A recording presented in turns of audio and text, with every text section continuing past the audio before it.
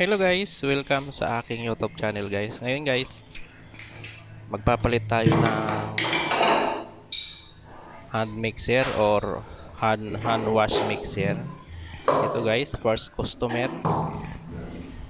Ang damage yung ano niya, yung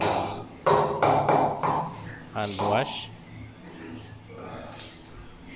Ayun guys, may customer tayo. Palitan natin to. Ito, bubuksan ko lang to guys dito sa ilalim. Andyan lang naman yung bolt nyan. Medyo masikip nga lang siya guys pag ano dyan sa ilalim bubuksan. Ayan, pero naikot na siya. Ayan.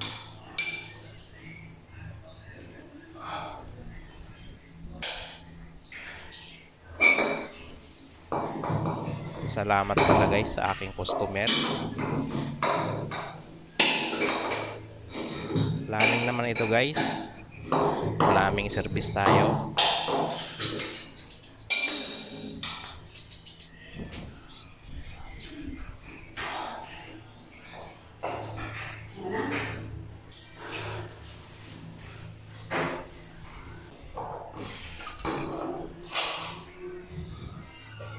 Ayan guys, natanggal ko na. Ayan, yun guys, kaya huwag nyo itapon ito.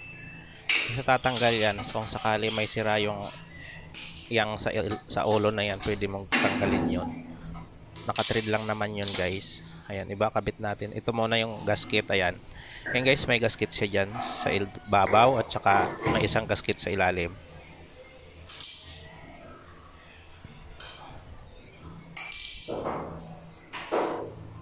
Ayan guys, may gasket yun doon, rubber gasket, para hindi mag-leak yung tubig.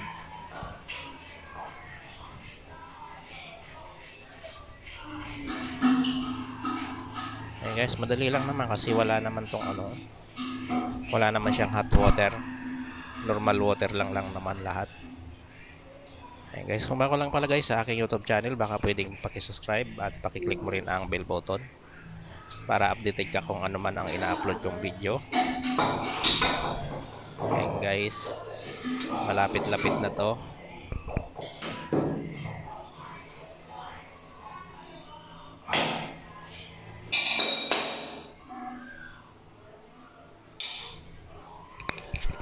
Ayan guys, na-fix ko na siya.